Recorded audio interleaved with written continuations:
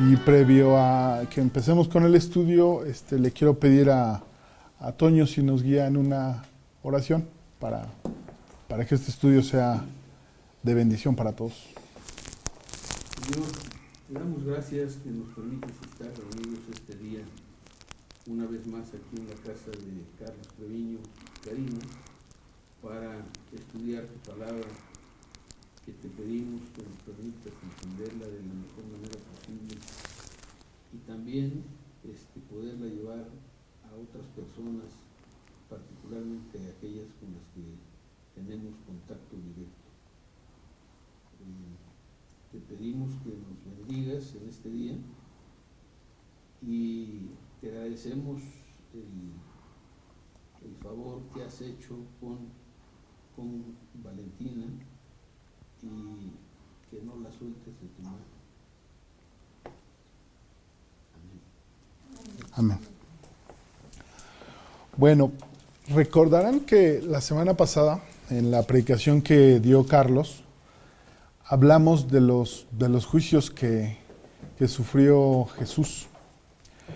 Y pues hicimos un repaso de todo lo que sufrió nuestro Señor desde el momento en que, previo a ser aprendido, acudió con algunos de sus discípulos al Monte de los Olivos a orar. Decíamos que esa oración era muy humana, era tremenda y que recordábamos que era tan fuerte que lo que él estaba sintiendo, la angustia que tenía, que decía que estaba casi para morir, ¿no?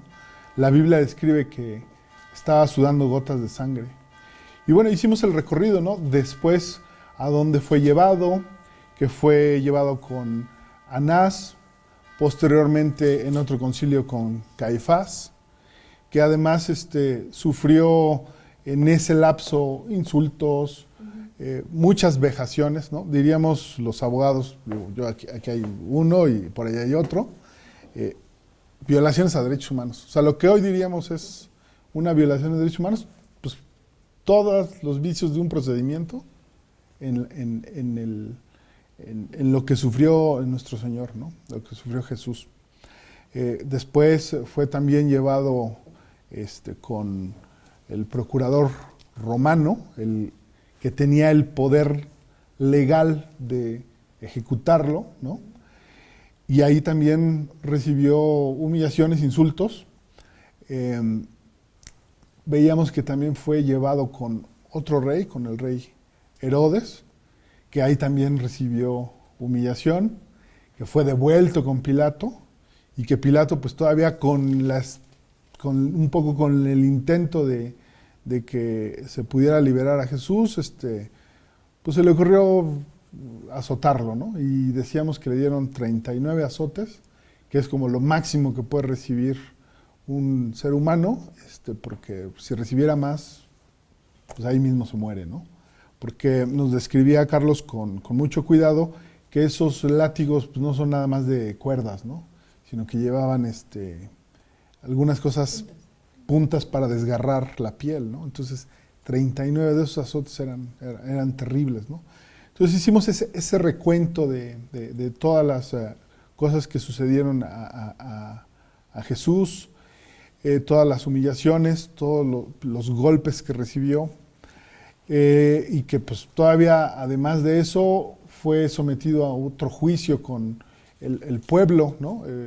Que es quien veíamos, había sugerido el que pudiera liberarse a Barrabás en vez de a Jesús, ¿no? Entonces también ahí hubo una condena más, ¿no? O sea, ya habíamos visto, ¿no? La condena de Getsemaní, del Monte de Olivos, la condena por parte de los que están en concilio con Anás, después con Caifás, después Pilato, después Herodes, de nueva cuenta Pilato, y en todo ese trayecto un desgaste físico enorme de Jesús, ¿no? Diríamos ya iba moribundo cuando se pronuncia su sentencia de muerte, que es crucifíquenlo, ¿no? Y todavía lo hacen cargar su propia cruz, ¿no? esto es un esfuerzo tan tremendo, tan horrible, que no lo puede concluir, es ayudado por otra persona, llegando al lugar donde se le crucifica, al Gólgota, se le clavan en el madero, ¿no? Le clavan en el madero y lo ponen en la cruz, ¿no? Y hacíamos todo el recuento de todo lo que sufrió nuestro Señor, ¿no? Y concluíamos que pues ahí hay un mensaje, ¿no? En la cruz es un mensaje que es para nosotros. Y el mensaje que viene en la cruz es que con todo ese sufrimiento, con todos esos padecimientos, con todo ese machacarle el cuerpo, Cristo está haciendo algo por cada uno de nosotros. Está llevando el castigo que nos merecíamos, el castigo que nos tocaba como pecadores. Él, no siendo pecador, se llevó todo lo que implicaba la ira de Dios, ¿no? Y decía Carlos con mucha precisión, ¿no? Que lo compartió ya terminado el estudio, que en aquella película esa de La Pasión de Cristo, pues le faltaba un algo, ¿no? O sea, describe mucho todo ese tormento, pero que le faltaba esta angustia, este sentido de sentirse abandonado de Dios, en ese momento en el que nuestro Señor está clamando y diciendo, Señor, Señor, ¿por qué me has abandonado? O sea, no solamente fue un suplicio en lo físico, sino también en lo espiritual, ¿no? O sea, fue el máximo sufrimiento que alguien puede tener, ¿no? Y lo hizo suyo. Y además teniendo la oportunidad de tomar o de aceptar que le dieran algunos líquidos que lo pudieran adormecer para no sentir tanto, él los rechazó para estar totalmente consciente y aceptar en su cuerpo, en su vida, la ira, que era el castigo que cada uno de nosotros nos merecíamos, ¿no? Entonces, pues era un asunto tremendo, ¿no? O sea, es un asunto tremendo darse cuenta que ahí, en esa cruz, Cristo está pagando por nosotros, ¿no? Y decíamos que el siguiente tema, que no quedáramos solamente en la cruz como algunos tienen por símbolo, ¿no? El tener a un hombre colgado en un madero en la cruz, que nuestra esperanza, la esperanza de los que creemos en Jesús, es la resurrección, la confirmación de que ese pago que hizo Jesús es aceptado. Y miren, Carlos me ayudó al estudio, me compartió el estudio y las notas, y empecé también a leer, y veo algo que es tremendo, ¿no? La resurrección es el hecho más importante de toda la historia. De toda la historia. O sea, a lo mejor un psicólogo te dice, no, pues el libro de Freud dice que es el parteaguas. A lo mejor un arquitecto te dice, no, pues la construcción de quién sabe qué, la pirámide de no sé cuál, etc. Pero nada más, el tiempo lo medimos antes y después de Cristo. Nada más. Y está cifrado en la resurrección. Entonces, el estudio de hoy va a ser sobre ese otro hecho importantísimo, que es la resurrección de nuestro Señor. ¿Qué significado tiene y qué importancia tiene? ¿Sí? Entonces, vamos a decir que la resurrección, pues nosotros la podemos tomar, pues digamos, en dos sentidos, ¿sí? Los creyentes, los que aceptamos a Cristo en nuestro corazón, como algo muy preciado. Y la gente que no ha hecho esa decisión, pues puede hasta dudar de la resurrección. Y entonces esa por sí misma es una decisión, ¿no? ¿Creemos y no dudamos en la resurrección? O si la ponemos en duda, esa es otra decisión, ¿sí? Son como dos caminos y no hay mitades, ¿no? O la creemos y nos la apropiamos, o definitivamente tenemos problemas, ¿no? Entonces, bueno, vamos a 1 Corintios 15, versículos 13 al 20. 1 Corintios 15, versículos 13 al 20. Y es que, les digo, aquí hay que tomar una decisión, ¿no? Sí, 1 Corintios 15, 13 al 20. Lo voy a leer. Y somos hallados falsos testigos de Dios, porque hemos testificado de Dios que Él resucitó a Cristo, al cual no resucitó, si en verdad los muertos no resucitan. Porque si los muertos no resucitan, tampoco Cristo resucitó. Y si Cristo no resucitó, vuestra fe es vana. Aún estáis en vuestros pecados. Entonces también los que durmieron en Cristo perecieron. Si en esta vida solamente esperamos en Cristo, somos los más dignos de conmiseración de todos los hombres. Mas ahora, Cristo ha resucitado de los muertos, primicias de los que durmieron es hecho. ¿Sí? Entonces aquí hay pues, mucha claridad, ¿no? Dice este versículo, si Cristo no resucitó, o sea, si creyéramos que Cristo no resucitó, tenemos un problema. Nuestra fe es vana y estamos todavía en nuestros pecados. Entonces, la importancia de creer en la resurrección es tener certeza de que eso que ocurrió en la cruz, que ya vimos todas sus circunstancias, fue aceptado por Dios en nuestro favor. ¿Sí? Esa es la importancia, les digo, histórica, pues esta es la importancia espiritual de la resurrección.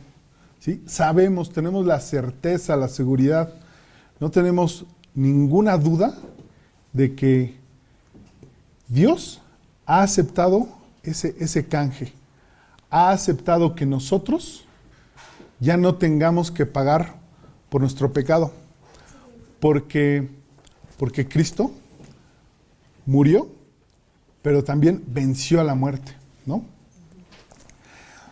Ahora, para abordar cómo lo vivieron los que anduvieron con Cristo, vamos a estudiar un pasaje en el libro de Mateo. ¿Sí? Vamos a Mateo número 28, versículos 1 al 6. Y se recordarán ahorita todos estos hechos que platicamos al principio y que platicamos la semana pasada. Y quiero que por un momento nos pongamos en los zapatos de los discípulos de Jesús.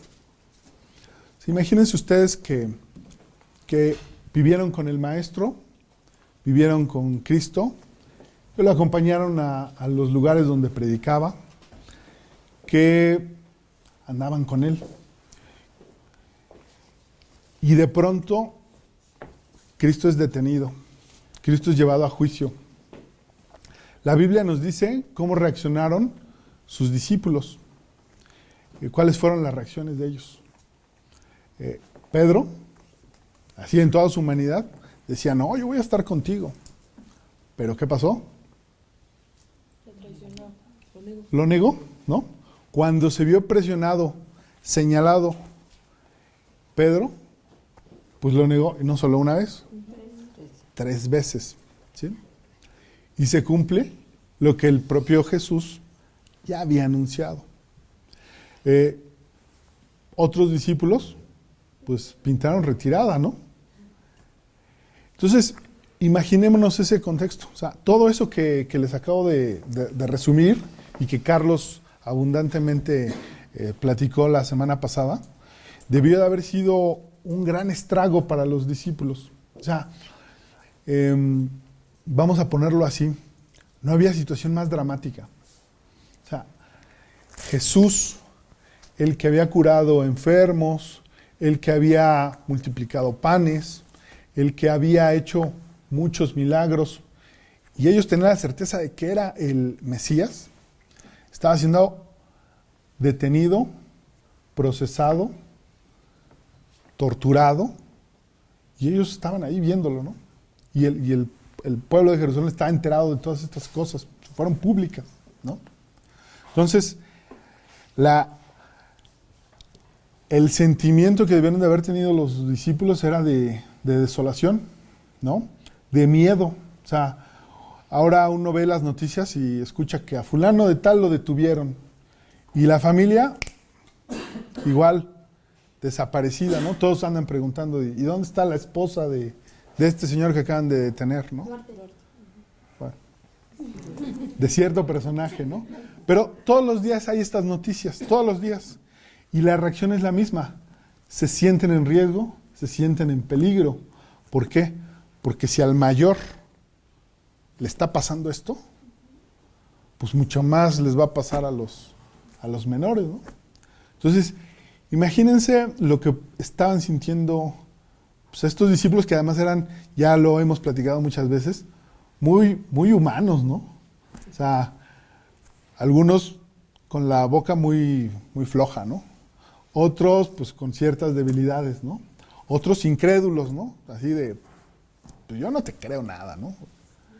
Otros, siendo testigos de milagros, al momento siguiente se les olvida y empiezan a dudar del propio Cristo. ¿Sí? O sea, esos personajes pues, comparten con nosotros que a veces somos así, ¿no? A veces somos así. Y bueno, ya habían visto mucho de la obra de Jesús, ya lo conocían. El propio Pedro lo había identificado como el Hijo de Dios, ¿no? Y aún así tenían mucho miedo, ¿sí? Entonces, todo esto les debió de haber generado una impresión muy fuerte, ¿no? Y para ellos era tremendo este tema de saber que su maestro ya había sido muerto, ¿sí? Y además pues, no tenían la duda, ¿no? No tenían la duda de que esto ya había ocurrido, ¿sí? Entonces vamos a Mateo 27, versículos 55 y 56. ¿Sí? Que es una vez que Jesús ya murió, ¿no? Dice la palabra de Dios. Cuando llegó la noche, vino un hombre rico de Arimatea, llamado José, que también había sido discípulo de Jesús. Este fue a Pilato y pidió el cuerpo de Jesús. Entonces Pilato mandó que se le diese el cuerpo. Perdón, 57, perdón, sí, leí el 57. Perdón, pero me regreso 2 versículos antes, discúlpenme. El 55, estaban allí muchas mujeres mirando de lejos, las cuales habían seguido a Jesús desde Galilea sirviéndole, entre las cuales estaban María Magdalena, María la madre de Jacobo y de José, y la madre de los hijos de Zebedeo. Cuando llegó la noche, vino un hombre rico de Arimatea, llamado José, que también había sido discípulo de Jesús. Este fue a Pilato y pidió el cuerpo de Jesús. Entonces Pilato mandó que se le diese el cuerpo, ¿sí? Entonces vemos los momentos finales de la crucifixión y quiénes estaban ahí, que son un grupo de mujeres, y nos dicen ahí, y este es un detallito que es importante, sobre la veracidad de la resurrección. O sea, porque estamos viendo que hay testigos oculares, que son para los abogados muy importantes, ¿no? Los que vieron y pueden dar testimonio de lo que ocurre, de lo que ocurrió en la cruz, ¿sí? Testigos de que Jesús está muerto sin lugar a dudas, ¿no? Y lo siguiente es que se pide el cuerpo para poderlo sepultar. O sea, no tenemos entonces dudas de que estas dos cosas ocurrieron, ¿no? Sucede que estos hechos, les decía como si hubiera necesidad de probarlo, son muy, muy importantes, ¿sí? Más adelante vamos a ver en algunos versículos que estas mujeres son también las primeras que atestiguan que el sepulcro está vacío, ¿no? Entonces tenemos presencia de ellas en el momento en el que muere nuestro Señor. Están y saben de que el cuerpo ha sido retirado y se ha llevado a un sepulcro, que se ha entregado para hacerse esa acción, y posteriormente van a ser ellas las protagonistas del primer encuentro con la tumba vacía, ¿sí? Vamos a Mateo 27, 59 al 61. Dice, y tomando José el cuerpo, lo envolvió en una sábana limpia y lo puso en su sepulcro nuevo, que había labrado en la peña, y después de hacer rodar una gran piedra a la entrada del sepulcro, se fue. Y ahí estaba María Magdalena y la otra María sentadas delante del sepulcro, ¿sí? Entonces le digo, si queremos seguir así como investigadores la pista de los hechos para después comprobarlos y darles veracidad, vemos que quienes estuvieron ahí donde murió nuestro Señor también están donde fue sepultado, ¿sí? Entonces eso nos da una certeza de los hechos, ¿sí? Tenemos el testimonio, diríamos los abogados, indirecto de los hechos, ¿no? ¿Sí?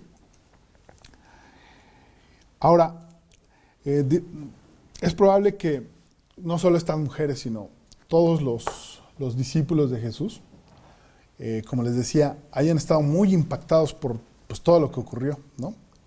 Y incluso no hayan podido dormir y hayan estado como con muchas dudas de ¿y qué sigue, no? O sea, nuestro maestro se fue, ¿no? Y así como Jesús abundantemente había anunciado que iba a regresar, que iba a resucitar, pero los hechos tremendos, pues seguramente hicieron que esto a ellos se les olvidara, ¿no? ¿Sí? No vemos que tuvieran presentes esas promesas, ¿no? Recordemos cuándo Jesús se los anunció, ¿sí? Vamos a Mateo 12:40.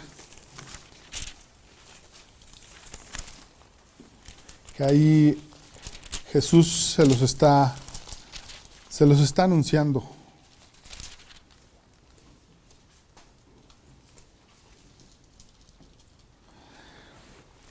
Dice el versículo Mateo 12:40, porque como estuvo Jonás en el vientre del gran pez 3 días y 3 noches, así estará el Hijo del Hombre en el corazón de la tierra 3 días y 3 noches. ¿Sí? Ya lo había anunciado nuestro Señor. Pero fíjense, todos estos hechos tan tremendos, todo la angustia que pudieron haber tenido estos apóstoles, pues hace que se distraigan y se les olvide, ¿no? En Lucas 23, versículos 54 al 56,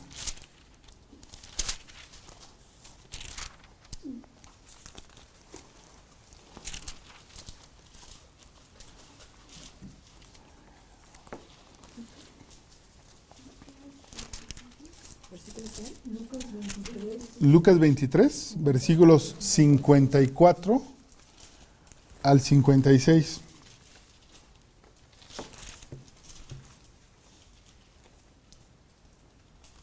¿Sí? Nos da otro dato de los hechos que ocurrieron y que nos permiten seguir el tema de la resurrección de Cristo. ¿Sí?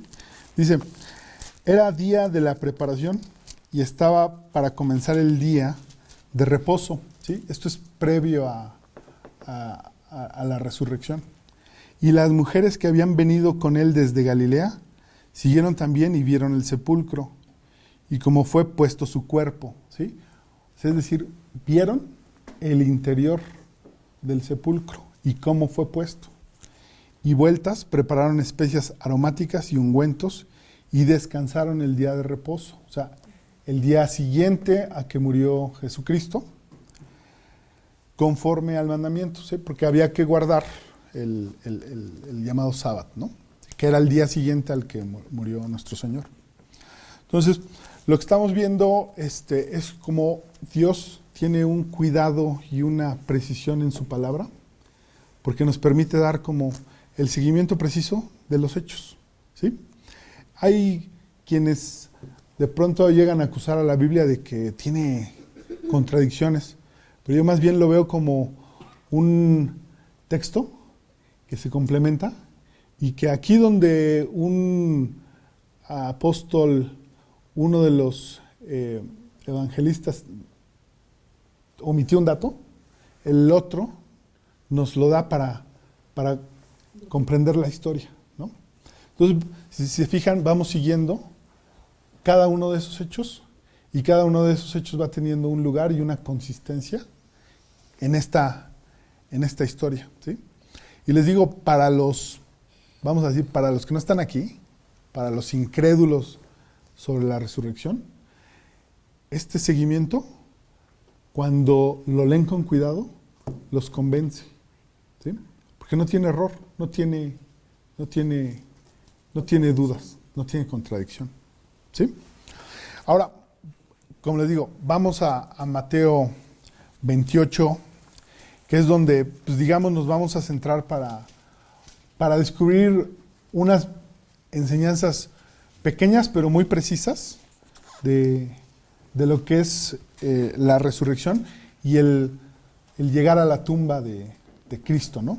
El estudio, de hecho, se me pasó a decírselos, pero se llama así: vayamos a la tumba donde fue puesto el Señor, ¿sí? Entonces, con ese preámbulo que acabamos de hacer de estos hechos, de los hechos posteriores a la crucifixión de nuestro Señor y su muerte, vamos a este punto, ¿no?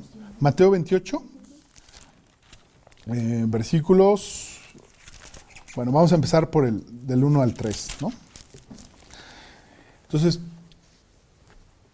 decíamos que estas mujeres estuvieron en el sepulcro, prepararon unas especias y cumplieron con el mandamiento de permanecer el día de reposo, ¿sí? Entonces, nuestro pasaje que vamos a analizar empieza justo ahí, ¿no? ¿Y qué pasó después? Dice, pasado el día de reposo, al amanecer del primer día de la semana, vinieron María Magdalena y la otra María a ver el sepulcro. Y hubo un gran terremoto, porque un ángel del Señor descendiendo del cielo y llegando, removió la piedra y se sentó sobre ella.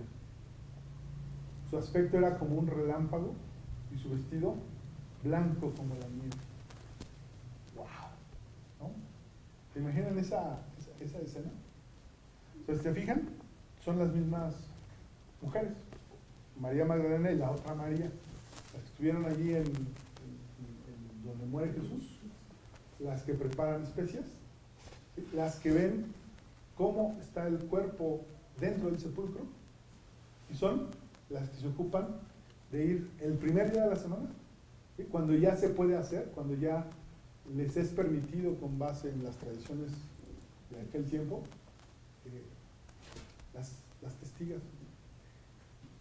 Fíjense cómo es precisa la palabra de Dios, en el sentido de que no nos deja lugar a dudas, ¿no? O sea, los testigos, diríamos los abogados otra vez, idóneos, son los que presenciaron uno, otro y otro hecho.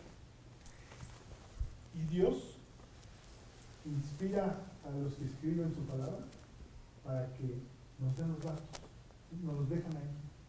Entonces digo, eso a mí me tiene, pues, digamos, maravillado, pero además confiado en que lo que estoy leyendo es cierto, es indubitable, ¿no? No está sujeto a dudas. Ciertamente nuestro Señor nos dice: escudriña las Escrituras, ¿no?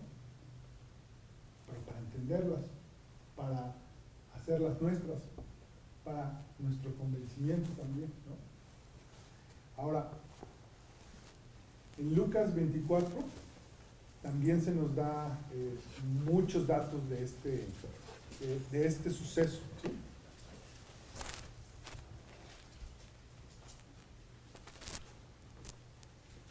Lucas 24, versículos, bueno, de aquí dice del 1 al 10, pero creo que vamos a ir por partes, ¿no? Dice, el primer día de la semana, ¿sí? Estamos hablando del mismo, que nos está hablando Mateo, muy de mañana vinieron al sepulcro. ¿Quiénes? Las mismas mujeres, trayendo las especias aromáticas que habían preparado y algunas otras mujeres con ellas. Y hallaron removida la piedra del sepulcro y entrando no hallaron el cuerpo del Señor Jesús. ¿Sí? Aquí nos da un dato que en el otro versículo no estaba, que era el que ya entraron al sepulcro y vieron que no estaba. ¿Sí? Pero regresándonos a Mateo 28, versículo 2, ¿no se les hace extraño esto que decía? Un gran terremoto, un ángel del Señor, descendiendo del cielo y llegando, removió la piedra y se sentó sobre ella. Y su aspecto era como un relámpago y su vestido blanco como la nieve. ¿Se imaginan ustedes esa escena? O sea, esas mujeres que habían visto todo lo que le ocurrió al Señor Jesús, que habían visto su cuerpo, y de pronto sienten el terremoto. ¿Cómo se siente un terremoto? Aquí que vivimos en la Ciudad de México, pues tenemos algo de experiencia en eso. Cuando dicen, se me movió la tierra, ¿no? Pues se movió la tierra porque se está manifestando Dios de manera concreta, ¿no? Está enviando uno de sus, dice aquí, de sus ángeles. Y dice, su aspecto era como relámpago, y su vestido blanco como la nieve. El versículo 4 agrega, y de miedo de él, los guardas temblaron y se quedaron como muertos. ¿Sí? Imagínense qué estaban sintiendo las mujeres. Pero aquí nos describe otros personajes que estaban ahí, los guardas. ¿Quiénes eran esos guardas? Sabemos que son soldados romanos. ¿Y cuál es la fama del soldado romano? La fama del soldado romano es que son de los mejores soldados que han existido en la historia. ¿Por qué? Pues porque desde niños son criados para ser soldados, crecen queriendo ser soldados, y cuando ya tienen la edad para ser soldados, son soldados, y viven siendo orgullosos de ser soldados. Y toda su vida se cifra en ser soldados de Roma, del imperio romano. Entonces, estos señores, pues vamos a decir que la mayoría de ellos, originarios de Roma o de alguna de las provincias de Roma, pues muchos vieron muchas cosas. Vieron guerras, participaron en conquistas, estuvieron seguramente matanzas. Y entonces vamos a decir que no son como impresionables como cualquiera de nosotros, ¿no? O sea, que uno ve una gota de sangre y dice, ¡ah! Y yo veo un ratón y digo, adiós, ¿no? Pues un soldado romano tiene una característica que es muy difícil espantarlo. Y sin embargo, aquí la Biblia nos dice con toda certeza, y de miedo de él, los guardas temblaron y se quedaron como muertos. ¿Cómo se queda un muerto? Petrificado, impávido, blanco, sin respirar, sin dar muestras de vida, ¿no? Yo diría, se quedaron, de veras, pues sí, petrificados. La Biblia nos sigue diciendo, versículo 5, mas el ángel, respondiendo, dijo a las mujeres, no temáis vosotras, porque yo sé que buscáis a Jesús, el que fue crucificado. No está aquí, pues ha resucitado como dijo. Venid, ved el lugar donde fue puesto el Señor. ¿Sí? Entonces ya habíamos dicho que estas mujeres habían sido testigos de la crucifixión y la muerte de que ese maestro, su señor, estaba sin vida y fue depositado dentro del sepulcro. Vieron cómo estaba colocado. Y este ángel les dice, tranquilas, ¿no? Y dice, no teman. ¿Sí? Aunque sea fantástico, sobrenatural lo que ustedes están viendo, ¿sí? Empezando por el terremoto y la imagen tan fuerte que tiene este ángel, dicen, no temas. ¿Sí? Porque yo sé que buscáis a Jesús, el que fue crucificado. No está aquí, pues ha resucitado como dijo. Venid. Imagínense lo que es vivir todo eso. Les dice este personaje, no teman, ha resucitado. ¿Sí? Pues eso es lo que Dios nos está diciendo hoy a nosotros. Está diciendo a ti en lo personal. ¿Tienes problemas, Toño? ¿Tienes problemas, Armando? ¿Carolina? ¿Cristina? No temas. ¿Sí? ¿Vienes buscando a Cristo crucificado? ¿O vienes buscando a Cristo resucitado? No temas. Ese que vienes a buscar ha resucitado. ¿Cómo se siente eso? Es esperanza, ¿no? Es paz. ¿Sí? Y les dice, venid, ved el lugar donde fue puesto el Señor. O sea, checa. Ustedes que lo vieron ahí depositado en un lienzo, con un sudario, ¿sí? Que se le colocaba en la cabeza. Vean ese lugar, ¿no?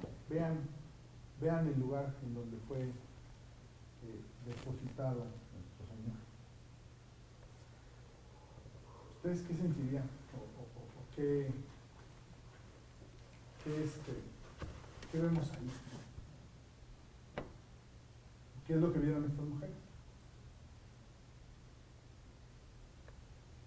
Lo que vieron estas mujeres es que la tumba estaba vacía.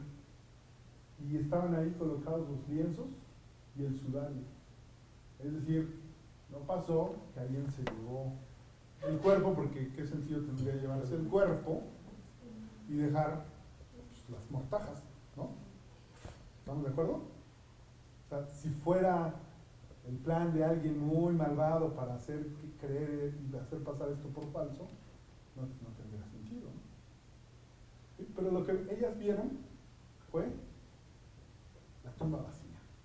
Entonces fíjense, para nosotros los que creemos en Jesucristo, es la mejor noticia.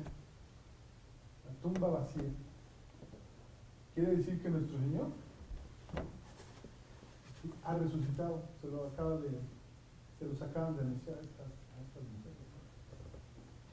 ¿Qué les hace sentir eso? No es como cuando uno ve una película en donde todo está muy mal y de pronto ¡pum! Algo le da el giro que cambia la historia. ¿Sí? Recordemos, estaban en plena derrota los discípulos y estas mujeres. O sea, todos quienes eran seguidores de Jesús, la derrota del día de la crucifixión, el desánimo que debieron de haber tenido debe haber sido muy grande. Pero nuestro Señor ya lo había anunciado. 3 días, 3 noches, va a estar y va a resucitar para que nosotros tengamos la certeza de que eso que Él sufrió en la cruz, de que ese pago era para nosotros. ¿Cómo que no es maravilloso? ¿No? Ahora, para el incrédulo hay un problema muy grande, ¿no? Estas cosas pues, le parecen, ciertamente, dice la Biblia, locura, ¿no? Para nosotros nos da esperanza, nos da certeza, nos da una plena seguridad. ¿Sí? Permítanme, déjenme ver si es Juan 20:20.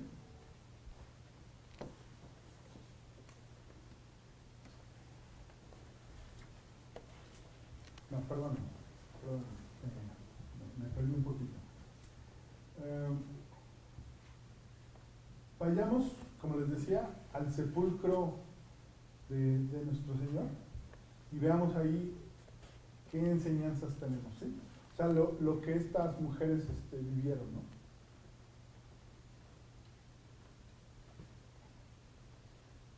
¿Qué es lo que encontramos en el sepulcro vacío de nuestro Señor? ¿Qué es lo que cada uno de nosotros puede obtener de esa tumba vacía, ¿no? En principio, diríamos que reposo.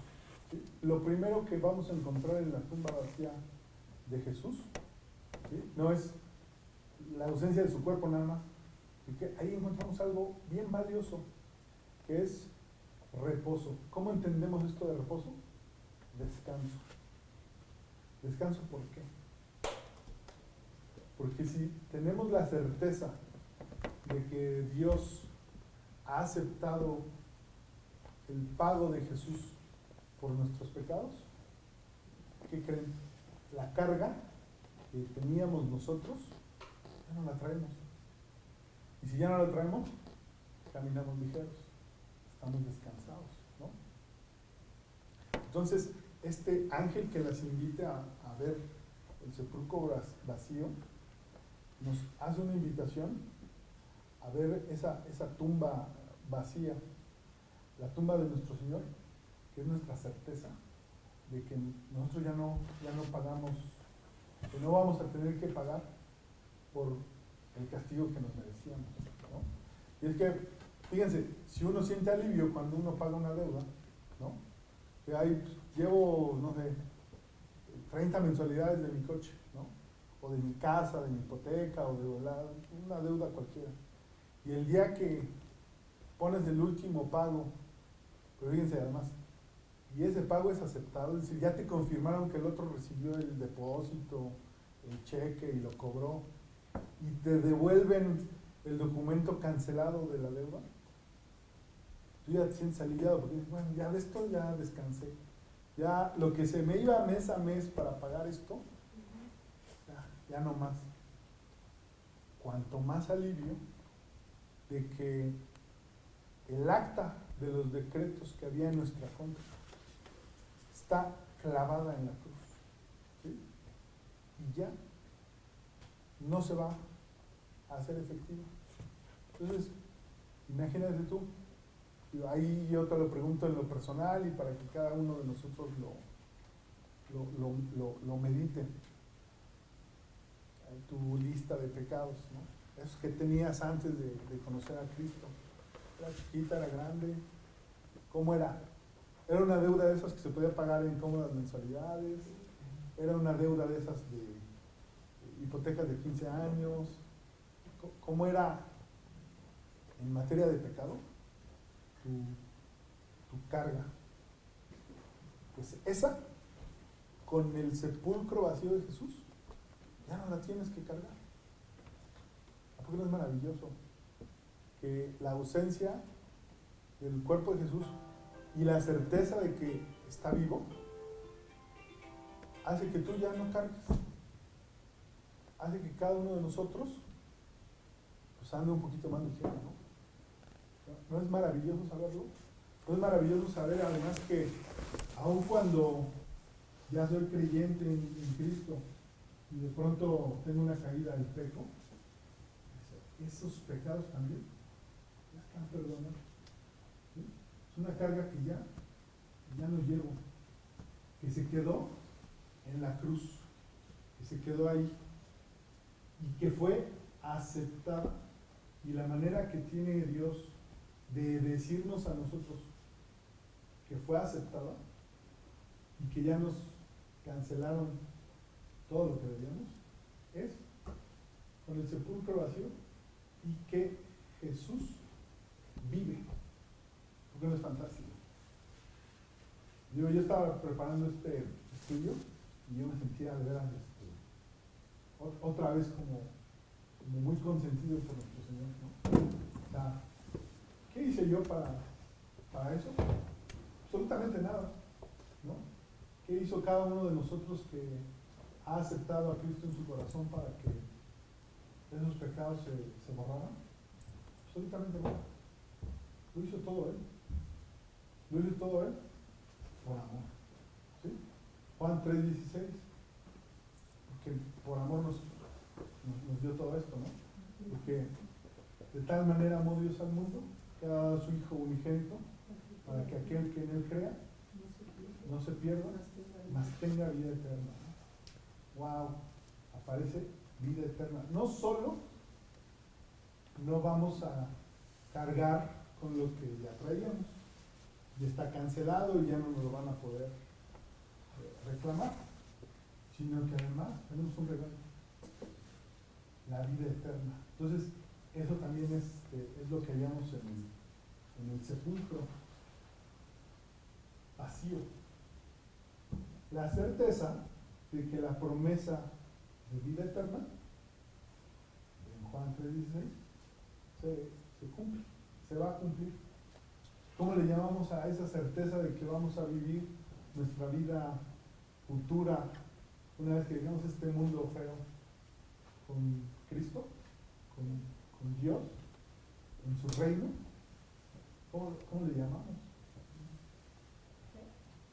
Gozo. ¿Cómo estamos? Gozosos. ¿Por qué?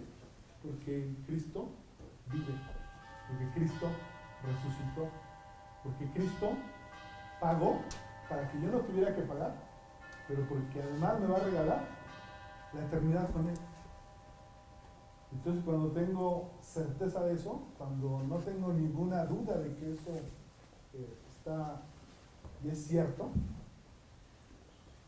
ando por la vida feliz, ¿no? Y entonces yo me acuerdo cómo era antes. Y antes yo estaba enojado todo el tiempo. ¿Por qué? ¿Quién sabe? Estaba enojado porque me iba bien en el trabajo. Sí, en serio. Porque además decía, me debe de ir mejor, ¿no? Y porque me acababa de comprar mi carro, el primero, con mi sueldo y un bono y no sé qué. Pero pues quiero uno mejor, ¿no? Entonces todo el tiempo estaba insatisfecho, enojado, en problema. No tenía gozo. Todo era un problema. Tenía en ese momento una novia con la que estaba esperando el tiempo de ver a qué hora nos peleábamos, ¿no? ¿Por qué? Porque como que no podía estar feliz, ¿no? Y porque algo me falta, algo me falta, algo me falta. ¿Qué es lo que me falta? Dios. Con el sepulcro vacío, con la certeza de la resurrección de Jesús, ¿qué es lo que tengo? Certeza de que voy a tener vida eterna con el Señor. Que tengo hoy vida en donde Jesús mismo, viviendo, me está acompañando. Tenemos una Biblia abierta que nos permite saber su voluntad, que nos permite conocer qué quiere Dios en nuestra vida cada día. ¿Sí? El día que se me olvida leer mi Biblia, pues entonces no voy a saber qué quiere Dios hoy para mí, ¿no? Tenemos entonces muchas herramientas para estar gozosos todo el tiempo.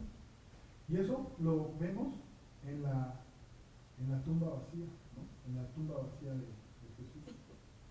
¿Sí? Vamos a 2 de Corintios 5:21.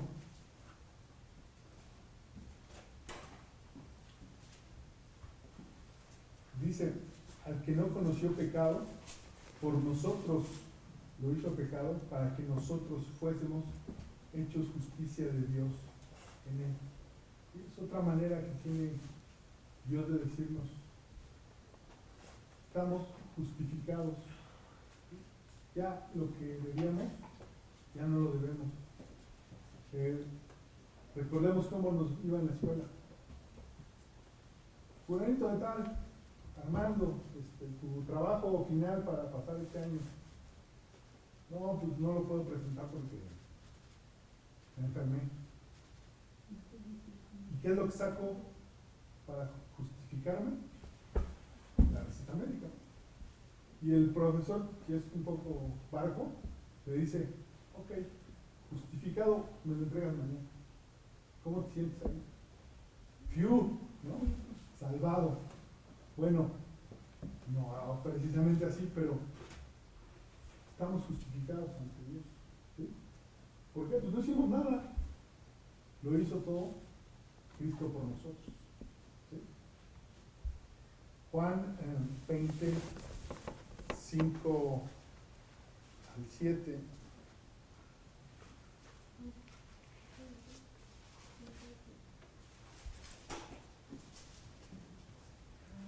Y bajándose a mirar, vio los lienzos puestos ahí. Ayer que ya está yendo a ver el sepulcro, no son las mujeres. Ahí ya nos están platicando de Pedro. Las mujeres fueron con los discípulos y unos corrieron a ver el sepulcro, ¿no? Y el que llegó ahí fue Pedro. ¿Sí? Dice, y bajándose a mirar, vio los lienzos puestos allí, pero no entró. Luego llegó Simón Pedro tras él y entró en el sepulcro y vio los lienzos puestos ahí y el sudario que había estado sobre la cabeza de Jesús, no puesto con los lienzos, sino enrollado en alguna parte. Entonces entró también el otro discípulo que había venido primero al sepulcro y vio y creyó. Ahí está hablando de Juan. Él nunca se identifica a sí mismo en su propio evangelio. Porque aún no habían entendido la escritura, que era necesario que él resucitase de los muertos, y volvieron los discípulos a los suyos. Esto también otra vez aquí la Biblia nos está diciendo con mucha precisión que hay testigos de que el cuerpo no estaba, pero les digo, lo interesante son estos lienzos que ahí están. Les digo, no tiene sentido llevarse el cuerpo de Jesús y dejar los lienzos, ¿no? No tiene sentido llevárselo y dejar el sudario. Simplemente el cuerpo se fue de nuestro Señor, ¿sí? El cuerpo vivo de nuestro Señor, ¿no? Entonces eso también es bien interesante, ¿no? Para cuando ustedes pues encuentren a alguien que los cuestione sobre el cuerpo. ¿Dónde está tu certeza de la resurrección? Pues es que la Biblia es precisa y nos dice paso a paso cómo ocurrieron las cosas, quiénes estuvieron ahí, ¿no? Ahora, es bien interesante, pero nos iríamos desviando de la plática. Ya vimos que en el sepulcro vacío de Jesús encontramos, en primer lugar, reposo o descanso. Que encontramos gozo y certeza de que nuestra promesa de vida eterna es cumplida. Y también vamos a encontrar en este sepulcro vacío entendimiento, ¿sí? El ángel que está invitando a estas mujeres a ir a ver cómo está el sepulcro, nos está pidiendo que pongamos nuestra mente para entender qué es lo que está sucediendo, ¿no? Y por qué es necesario meditar en este tema, ¿no? Porque es necesario que también nuestro entendimiento sea usado para entender las cosas que están ocurriendo con el sepulcro vacío, ¿no? Lucas 24:5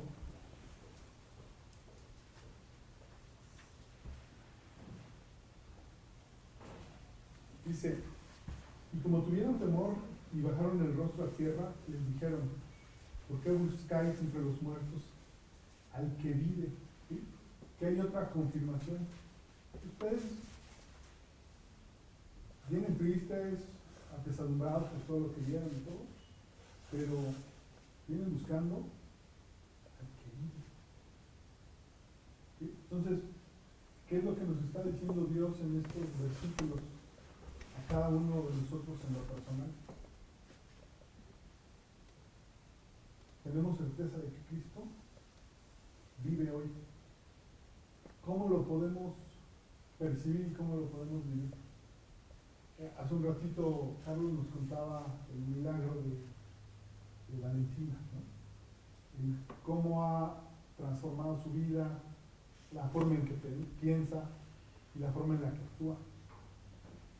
Para una persona es lo más complicado del mundo, cambiar lo que tiene uno en la cabeza, pero después que eso se convierta en acciones, ¿no?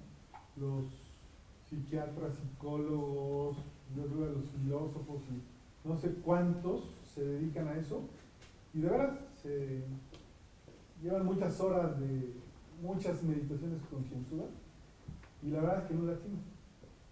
Lo único que puede es Cristo.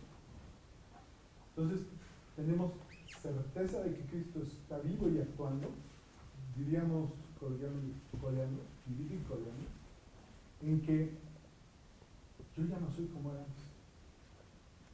Yo ya dejé de ser ese señor que aun cuando le iba bien estaba enojado, que aun cuando tenía muy pocos problemas, de todas formas andaba buscando cómo hacerse de más problemas, y que en los días malos empezaba mal el día y lo terminaba mal, ¿no? Lo terminaba todo peor, ¿sí?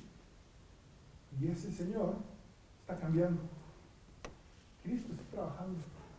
Tenemos esa certeza de que Cristo vive en nuestro propio testimonio, ¿no?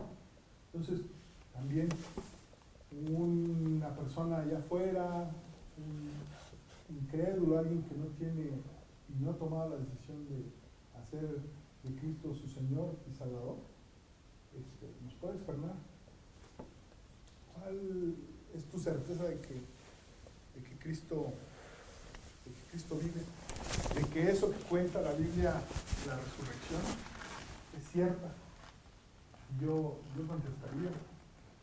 Y te invito a que tú hagas tu propia reflexión para que tú puedas construir tu propia respuesta. Porque Cristo vive en mí.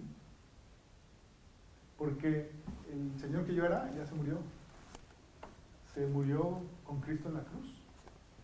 Y tengo ejemplos vivos, ejemplos reales, ejemplos palpables de que Dios está trabajando conmigo, de que Cristo está transformando mi corazón, mi mente y mi conducta. ¿Sí? Ahora ya me enojo muy de vez en cuando, ¿no? Porque todavía sigo con esos problemas, así como lo decimos, pues sigo siendo terrible, ¿no? Pero tengo mucho gozo porque cuando leo su palabra, cuando leo la palabra de Dios, cuando me dedico a estudiarla, a escudriñarla, caramba, encuentro ahí sabiduría, encuentro ahí también guía para mi vida y no me siento solo. Ahora sí estoy acompañado.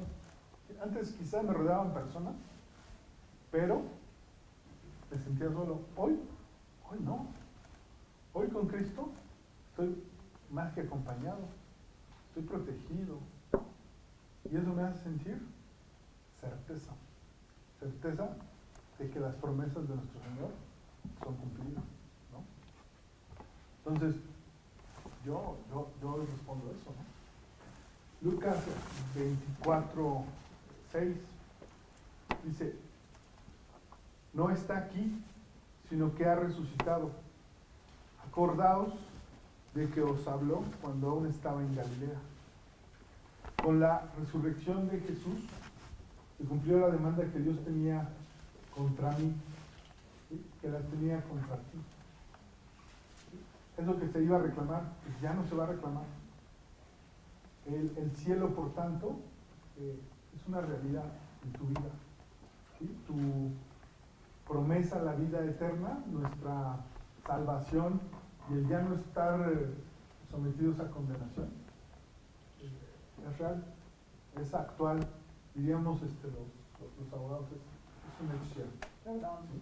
¿Quién tiene un escape azul, placas 316? Yo, desde el sur. ¿Dónde lo pusiste? Porque va a pasar la basura y tienen miedo de que lo peguen. Yo voy,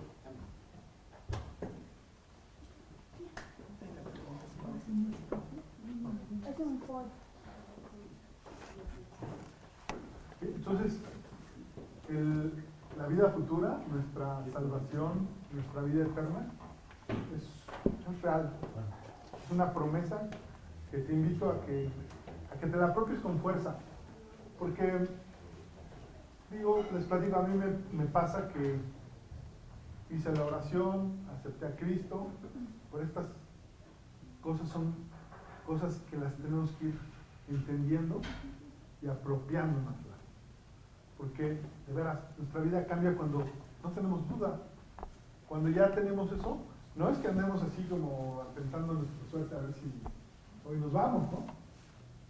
No, sino lo que tenemos es una vida diferente, una perspectiva diferente. Podemos andar tranquilos, sabiendo que tenemos a Cristo a nuestro lado, ¿sí? Podemos andar tranquilos sabiendo que conociendo su palabra estoy cada vez más limpio, ¿sí? Cuando me alejo y ya soy consciente de que esto es pecado y ya no lo quiero hacer, cuando ya me da, vamos a decir, me da asco o repulsión hacer eso, ¿no? Y entonces mi vida es otra.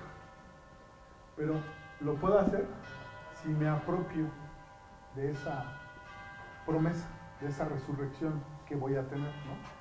¿Sí? Aquí en 1 Corintios 15, que hace rato leíamos unos versículos, lo más adelantito hasta el versículo 51 al 53, pues nos describe un poco eso que les estoy platicando. 1 Corintios 15, versículos 51 al 53. Dice, he aquí os digo un misterio. No todos dormiremos, pero todos seremos transformados. En un momento, en un abrir y cerrar de ojos, al final, trompeta, porque se tocará la trompeta, y los muertos serán resucitados, incorruptibles, y nosotros seremos transformados. Porque es necesario que esto corruptible se vista de incorrupción, y esto mortal se vista de inmortalidad. Wow, ¿no? Digo, no sé cómo expresarles. Tenemos promesas, o sea, unos vamos a dormir. Aquí habla la Biblia y Pablo de que a lo mejor unos, como decimos aquí en México, nos adelantamos, ¿no? A algunos les va a tocar eso, y otros no, van a ser transformados, ¿no? De corrupción vamos a pasar a incorrupción, ¿no? Y vamos a estar en esa muerte, pero temporal, ¿no?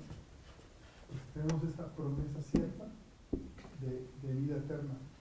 La muerte entonces para el cristiano es solo un momento para colocarnos en una nueva vestimenta que es la inmortalidad con Dios, ¿no? Es como si nos dice aquí el estudio, si tuviéramos un baño para colocarnos los lienzos blancos, un salón de espera para embellecernos a la presencia del Señor, la puerta a una vida mejor, a nuestra vida, la vida que Dios promete, ¿no?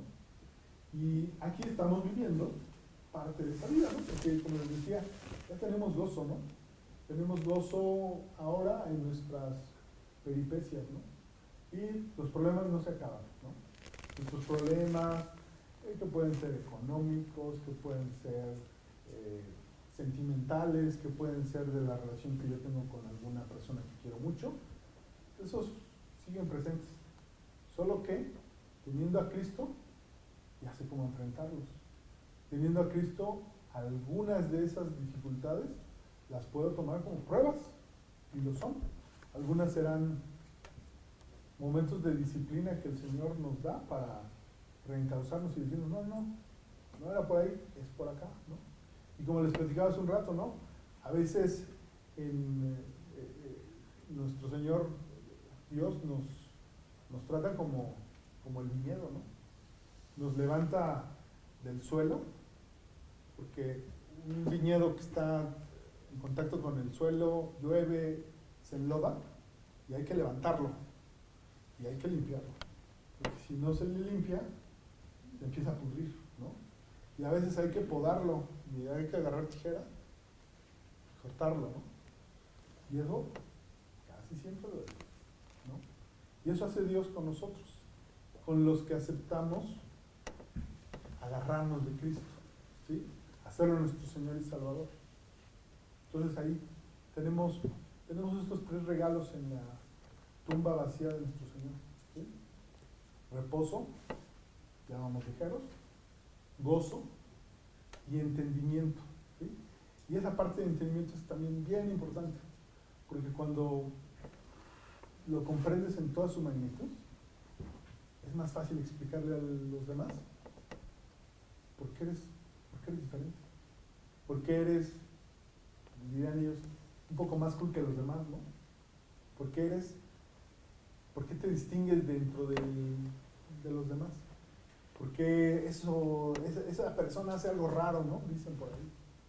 Esa persona, ¿por qué está feliz y tiene tantos problemas y está trabajando en un lugar que todo el mundo aborrece, etcétera, ¿no? El entendimiento de estas cosas nos ayuda a compartir. Entonces, esos tres son los elementos que nosotros vemos en el sepulcro vacío de nuestro Señor. Y esos son como los tres elementos de los cuales se trata el estudio del día de hoy y que pues les queríamos compartir, ¿sí? Entonces, si están de acuerdo, vamos a orar. Padre bendito, Señor, te damos muchas gracias, Señor. De veras te adoramos, te bendecimos, te clamamos, Señor. Y te agradecemos con mucha energía, con mucho corazón, el que tú, Señor, nos hayas dado tantos regalos. Primero, Señor, tu sangre derramada para limpiar nuestros pecados, para que el acta de decretos que había en nuestra contra sea clavada en esa cruz y que ahí se quede. Y Señor, que tú hayas aceptado ese pago que hizo Cristo por nosotros y que además hayas dejado claridad y testimonio para que nosotros comprendamos esta situación y nos la hagamos propia. Señor, te pedimos que estas tres enseñanzas, esos tres elementos que encontramos al examinar la tumba vacía de Jesús, sean útiles, Señor, para que nosotros podamos decirle a otras personas que está al alcance de ellas el que puedan resolver el problema más grande que tenemos, que tienen los hombres, que es estar separados de ti por haber pecado, por desobedecer. Señor, te pedimos que seamos herramientas útiles para que otros te conozcan, otros se apropien de ese pago y de esa resurrección, Señor, de esa confirmación de que tú eres fiel y que cumples todas tus promesas. Señor, te pedimos todas estas cosas en nombre de Jesucristo, tu Hijo. Amén.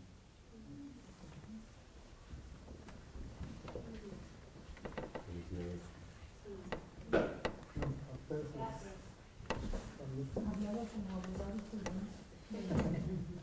Es que no cosa se- que sí ya vi con mucha claridad para que ustedes tengan más paz sobre esto, es de que los jueves sí vamos a sacar nuestros coches, que es muy fácil para nosotros hacer eso, como lo pensé, para que tú puedas tener acceso fácil y poder estacionarte aquí y no algunos de nosotros que tienen que